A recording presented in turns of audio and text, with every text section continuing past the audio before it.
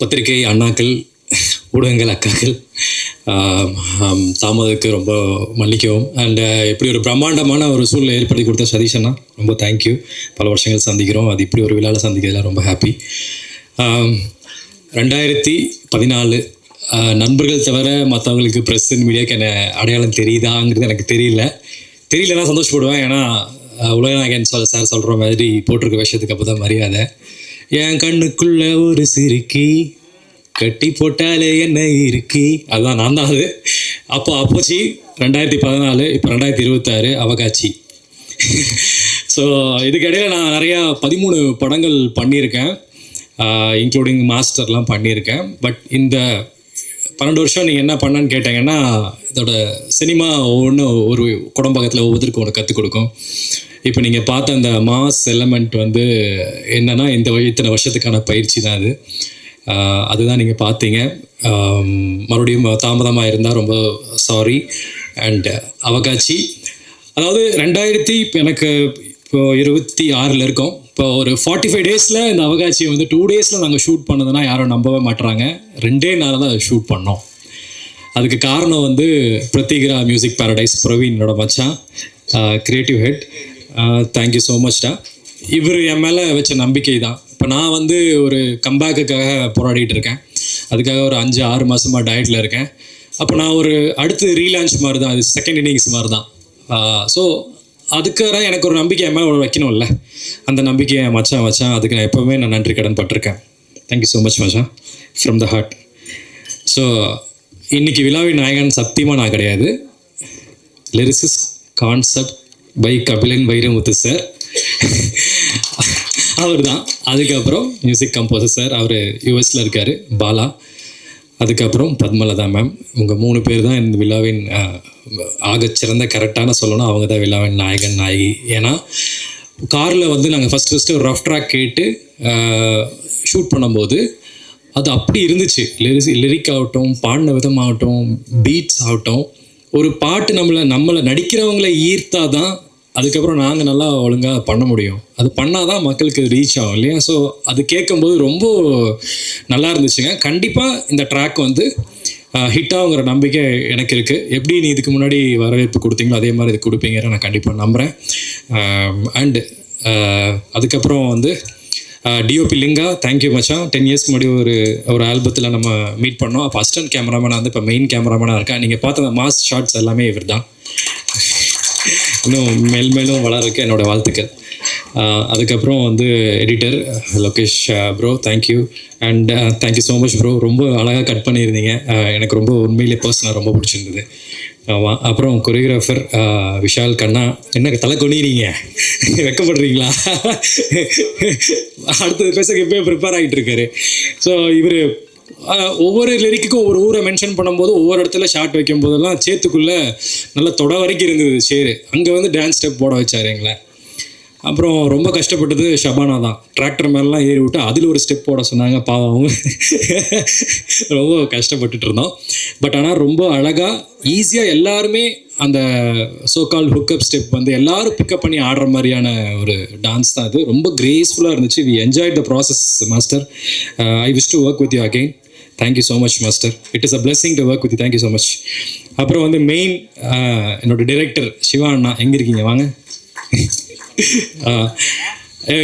இவர் தான் என்னை எனக்கு மதுரை ஸ்லாங்கெல்லாம் தெரியாது. அண்ணா ஃப்ரம் மதுரை. இவர் தான் அந்த ஸ்லாங் எனக்கு சொல்லி கொடுத்தது. முந்தின நாள் வந்தார், பெருமையான பேச மாட்டேன். முந்தின நாள் என்னை கூப்பிட்டாரு, ட்ரெஸ் எல்லாம் பார்த்துட்டோம். அதுக்கப்புறம் ஓகே நாளைக்கு மார்னிங் ஷூட் பண்ணிடலாம் சூப்பர் அப்படி யோசிச்சுட்டே இருந்தார். மார்னிங் ட்ரெஸ் எல்லாம் ஓகே ஆகிடுச்சு. மழை வருது, ஒரு ஃபஸ்ட் ஷாட் வைக்கிறோம். அப்புறம் மழை நின்றுச்சு. என்கிட்ட கேட்டார், அண்ணா போட்டிருக்கீங்களாண்ணா? என்னண்ணா? இல்லை போட்டிருக்கீங்களாண்ணா? என்னண்ணா ஜெட்டி போட்டிருக்கீங்க? என்னண்ணா கேட்குறீங்க? என்னண்ணா புரியலண்ணா எனக்கு அப்படின்னா. இல்லைண்ணா இப்படி இல்லைண்ணா இப்படி வேணும், நீங்கள் குட்டிக்காரெல்லாம் அடிக்கணும்னாரு. பெருமையாக பேச தான் நினச்சிங்க. ஸோ எதுக்காக சொல்கிறேன்னா, ஸோ அப்போ கட்டி பிடிச்சி நீங்கள் தான் என் ஹீரோ, அது சூப்பர் சொல்லாமே பண்ணிட்டு வந்துட்டீங்க, பயங்கரம் ஷூட் பண்ண போகிறோம் அப்படின்னு சொல்லிட்டு பயங்கரமாக ஷூட் பண்ணோம். ஃபஸ்ட் நாள் பேக்கப் சொல்லும்போது தொடைய தட்டி வந்தா அப்படின்னாரு. அது எடுக்கலையே என்ன அப்படின்னேன். அப்புறம் என்ன நல்லா வந்துச்சானா? இல்லை எடுக்கலன்னாரு. சரி மூஞ்சியில் ரொம்ப சோகமாக இருந்தது. 2வது நாள் பார்த்தேன், மறுபடியும் அண்ணன் பேக்கப் சொல்லியாச்சானே, இல்லை தொடையை தட்டி வந்தால் சரி நான் நாளைக்கு லாஸ்ட் நாள் பேட்ச் இருக்குங்க அதை முடிச்சு கொடுத்துட்டு போயிருங்க என்ன மறுபடியும் வந்து தொடையை தட்டினாரு. நான் கேட்டேன் நான் ரொம்ப தொடையெல்லாம் நான் காமிச்சிட்டே இருக்க முடியுமா, 5 நாளாக டயட்டில் இருக்கேன், 5 மாதமாக டயட்டில் இருக்கேன், கோழிக்கால் மாதிரி இருக்குது, நீங்கள் வந்து தொடையை தட்டி வந்தேன்னா சரி தொடையை தட்டி வந்தால் ஷார்ட் எடுத்தாச்சு, எங்கே இந்த ஷார்ட் எங்கேன்னு கேட்குறேன். இல்லை இப்போ வரைக்கும் இல்லை, ஷார்ட்ஸில் போய்க்கலாங்க, ரீல்ஸில் போட்டுக்கலாங்கிறாரு. யாரும் தப்பானது கிடையாது, பச்சையாக கொச்சையாக பேசுகிறான்னு. இதுதான் பசங்களுக்குள்ள பேசிக்கிற ஒரு விஷயம். ஐ ஹோப் உங்களை ரொம்ப உங்களை திருப்திப்படுத்திருப்பேன்னு நினைக்கிறேன்னு. ரொம்ப இந்த மாதிரி தான் போச்சு. அவகாட்சி உங்ககிட்ட ஒப்படைச்சாச்சு. இந்த கண்டிப்பாக அந்த சாங்குக்கு வரவேற்பு கொடுத்து கண்டிப்பாக எங்களை மாதிரி ஒரு அப்கமிங் வளர்ந்து வர கலைஞர்களுக்கு நீங்கள் கண்டிப்பாக ஹெல்ப் பண்ணும். And of course last but not least அவகாட்சியோடைய கதாநாயகி எல்லாமே வந்து ஷபானா தான். ஷபானா கூட ஒர்க் பண்ணது வந்து எனக்கு வந்து எங்களுக்குள்ள ஒரு நட்பு ஒன்று உருவாச்சு, அது இயற்கையாகவே உருவாச்சு. ஏன்னா அவங்களோட எக்ஸ்பீரியன்ஸ் எங்களோட எக்ஸ்பீரியன்ஸும் நாங்கள் 2 நாளாக நிறையா ஷேர் பண்ணிக்கிட்டோம். அது வந்து எங்களுக்கு ரொம்ப ஹெல்ப்ஃபுல்லாக இருந்துச்சு. ஏன்னா ஒரு 2 கலைஞர்கள் எங்கிருந்தோ திடீர்னு ஃபஸ்ட் நாளே வந்து ஒரு கெமிஸ்ட்ரி ஒர்க் அவுட் ஆனோன்னா கண்டிப்பாக அந்த ஆர்டிஸ்ட், மெயினாக அந்த ஃபீமேல் ஆர்டிஸ்ட் நமக்கு ஒரு கம்ஃபர்டபுள் கொடுக்கணும். அவங்க எப்படி இருக்கீங்க என்னென்னு அந்த விஷயத்த பேசும்போது தான் 2 நாளில் ஷூட் பண்ணுறதுக்கு அந்த கம்ஃபர்டபுள் கொடுக்குறதுங்கிறது வந்து ஷபானா கிட்ட அந்த ஜென்யூனான ஒரு ஹாஸ்பிட்டாலிட்டி நான் பார்த்தேன். என்னை அவங்க பார்த்துக்கிட்டாங்க, அவங்கள நான் பார்த்துக்கிட்டேன். அப்படி தான் நான் அந்த 2 நாள் வந்து ஷூட் பண்ணேன். ஏன்னா 9 to 6 நாங்கள் இதை ஷூட் பண்ணவே இல்லைங்க, இது பெருமைக்காக சொல்லலை. காலைல 5 மணிக்கு எழுப்பிவிட்டாலும் சன்ரைஸ் ஷாட்டுக்கு போகணும், 6 மணி 5 மணிக்கு வந்து திருப்பி சன் ஃபால் டவுன் ஆகும்போது கூப்பிட்டாலும் போகணும், 8 மணி 9 மணிக்கு இது ஒரு மலை மேலே ஏறி இருக்கும். நீங்கள் ஃபைனலாக பார்த்த மலை வந்து 9 மணிக்கு என்னோட காரில் வந்து லைட்டை வச்சு, அந்த கார் லைட்டை வச்சு மட்டுமே அதை எடுத்தோம். அது மாஸ்டர் தான் அந்த கொலவெறி சம்பவத்துக்கு காரணம். மேலே வரைக்கும் எந்த பாதுகாப்பு இல்லாமல் ஏற்றுனாங்க.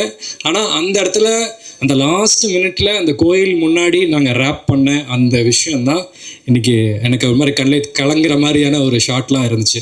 அதுக்கு காரணம் வந்து மொத்த டீம் தான். ஸோ இப்படி ஒரு படைப்பு 2 நாளில் உருவாயிருக்குன்னா அது உள்ளங்கள் மட்டுமே சேரும்போது தான் அது நடக்கும். அது இங்கே நடந்துச்சு. 2026 இந்த இன்னொன்று விஷயம் என்னென்னா, எந்த நேரம் அவர் கமிட் பண்ணாருன்னு தெரில, ஆல்பம் முடிச்ச அடுத்த நாளே நான் இன்னொரு படம் பண்ணிட்டேன் ஹீரோவாக. அந்த மாதிரியான ஒரு சூழல் வந்து எனக்கு வந்து இந்த அவகாட்சி ஏற்படுத்தி கொடுத்துருக்கு. இது என்னை பொறுத்த வரைக்கும் இது ஒரு ஃபார்முலான விழா கிடையாது. நான் கூப்பிட்டு இந்த 2 நாளில் இந்த ஷார்ட் நோட்டீஸில் நீங்கள் எல்லோரும் வந்திருக்கீங்க இல்லையா, இது வந்து எனக்கு பெரும் மகிழ்ச்சியை கொடுக்குது. இன்னும் மீண்டும் நிறைய படங்கள் மூலியமும் நிறைய படைப்புகள் மூலியமும் உங்களோட கண்டிப்பாக சந்திக்கிறேன். Until then, bye from Praveen Aditya. Thank you so much. Love you all. Hi, எல்லாருக்கும் வணக்கம். வந்திருக்கிற ப்ரெஸ் அண்ட் மீடியா எல்லாருக்கும் வணக்கம். ஸோ இது என்னோடய ஃபஸ்ட் டைம், ஸோ லைட்டாக நர்வஸாக இருக்குது.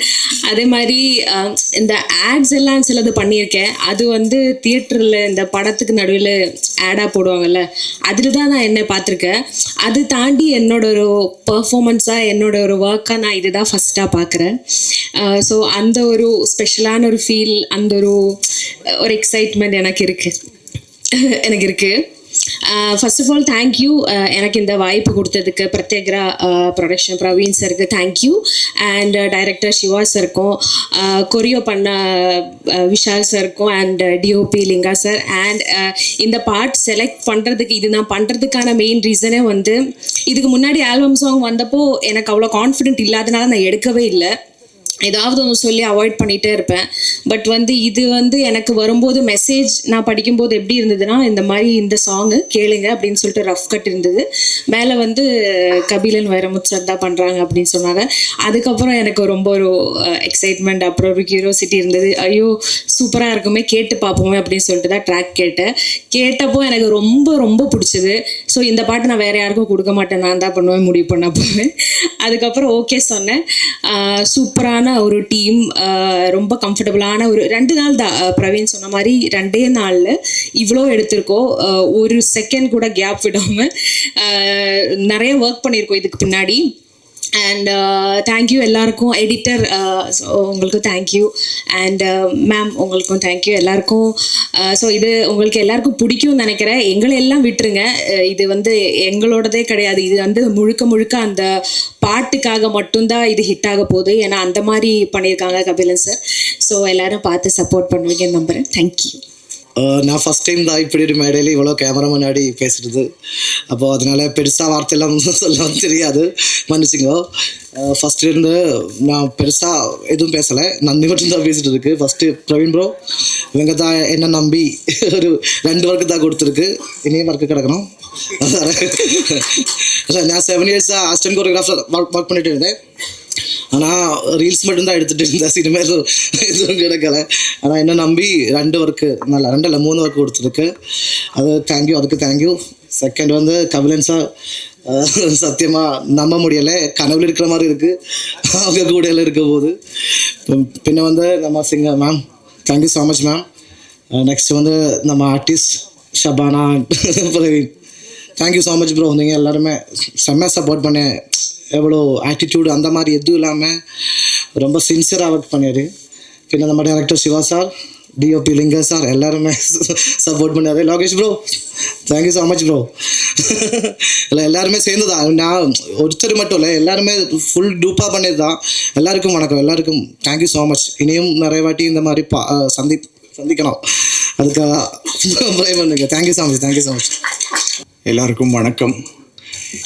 இன்னும் 2 நாள் தான் இருக்குது, ஆனால் இப்போவே சொல்லலாம்னு நினைக்கிறேன். அனைவருக்கும் இனிய பொங்கல் நல்வாழ்த்துக்கள். நம்ம ஒவ்வொருத்தரும் நம்ம லைஃப்பில் ஏதோ ஒரு மதிப்புமிக்க விஷயத்தை தேடி ஓடிக்கிட்டு இருக்கோம். சில பேர் பணத்தை தேடி, சில பேர் புகழை தேடி, கல்வியை தேடி, தங்கத்தை தேடி, இப்படி ஒவ்வொருத்தரும் ஏதோ ஒரு மதிப்புமிக்க விஷயத்தை தேடி ஓடிட்டுருக்கோம். ஆனால் அந்த எல்லா விஷயத்தோடையும் ரொம்ப ரொம்ப மதிப்புமிக்க ஒரு விஷயம் நேரம், காலம். இந்த காலம் வந்து நம்ம முன்னாடி ஒவ்வொருத்தர்கிட்டையும் ஒரு களிமண் மாதிரி நம்ம கையில் இருக்குது. ஸோ ஒவ்வொருத்தரும் அந்த களிமண்ணை என்னவா மாற்றுறோம் அப்படின்றது தான் நம்ம வாழ்க்கையுடைய மாற்றமாகவும் முன்னேற்றமாகவும் இருக்குது. இந்த காலத்தை, இந்த நேரத்தை நம்மக்கிட்ட இருந்து தொடர்ச்சியாக களவாடி கொண்டு இருக்கிறது செல்பேசியும் செயற்கை நுண்ணறிவும். ஸோ இன்றைக்கி வந்து மிகப்பெரிய ஒரு அடிமைத்தனம் அப்படின்றது இந்த செல்பேசிக்கு நாம் அடிமையாக இருப்பது தான். நான் இந்த செல்பேசியோட செயற்கை நுண்ணறிவையும் சேர்த்துக்கிறேன்.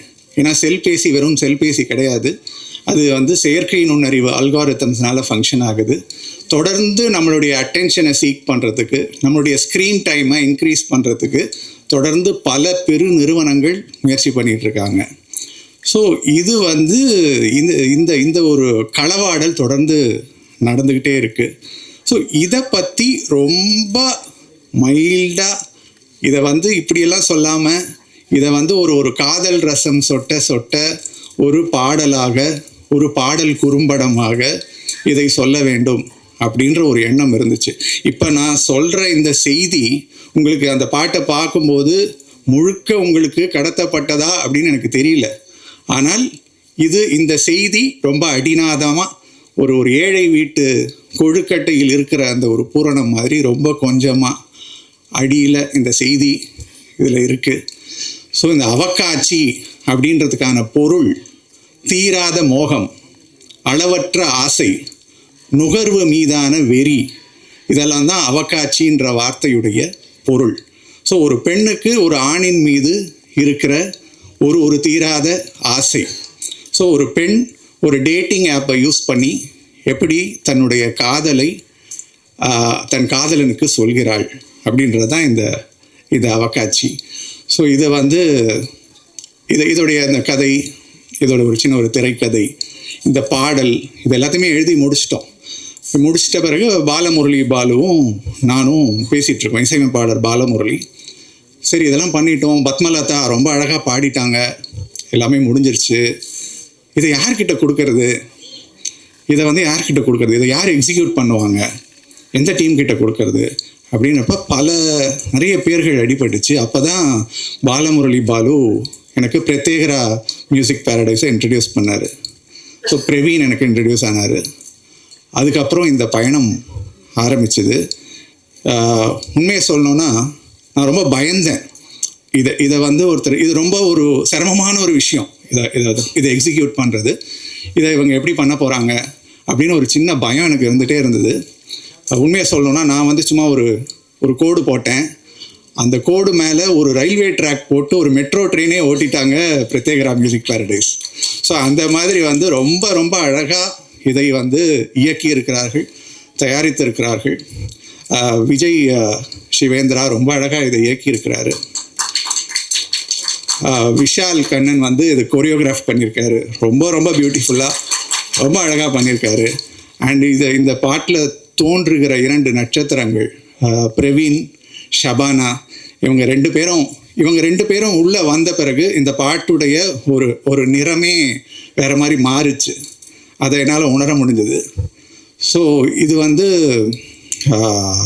ரொம்ப ரொம்ப வந்து எல்லாரும் விரும்புகிற ஒரு பாடலாக, எல்லாருக்கும் ஒரு பொங்கல் பரிசாக இந்த பாடல் இருக்கும் அப்படின்னு நான் உறுதியாக நம்புகிறேன். இன்றைக்கி வந்து இண்டிபெண்ட் மியூசிக் சீன் அப்படின்றது தமிழில் வளர்ந்துக்கிட்டு இருக்கு. இதை பார்த்துட்டு சில பேர் நேற்று இந்த ப்ரோமோலாம் பார்த்துட்டு சொன்னாங்க, இது திரைப்படம் போல் இருக்கிறது, ஒரு திரைப்பட தயாரிப்பு போல் இருக்கிறது அப்படின்னு சொன்னாங்க. உண்மையிலே வந்து வெளிநாடுகளில் இண்டிபெண்ட் மியூசிக் சீன் அப்படின்றது திரைப்படத்தை விட உயர்ந்தது, திரைப்படங்களை விட அதிக வணிகத்தை ஈட்டக்கூடியது, திரைப்படங்களை விட ரொம்ப மக்களை போய் சென்றடையக்கூடியது. ஸோ இங்கே இன்னும் அந்த சூழல் உருவாகவில்லை. ஆனால் அந்த சூழலை இந்த மாதிரியான பாடல்கள் நிச்சயமாக உருவாக்கும் அப்படின்னு நான் உறுதியாக நம்புகிறேன். இந்த டீமுக்கு நான் என்னுடைய மனமார்ந்த நன்றியை தெரிவித்துக் கொள்கிறேன். எல்லாருக்கும், உங்கள் ப்ரெஸ் ஒவ்வொருத்தருக்கும், இது வந்து ஒரு திரைப்படமாக இல்லாமல் ஒரு பாடல் குறும்படம், இதுக்கு இத்தனை கேமரா வந்திருக்கீங்கல்ல, உங்கள் எல்லாருக்கும் ஒவ்வொருத்தருக்கும் நான் என்னுடைய தனிப்பட்ட நன்றியை நான் சொல்லிக்கிறேன். நன்றி, வணக்கம்.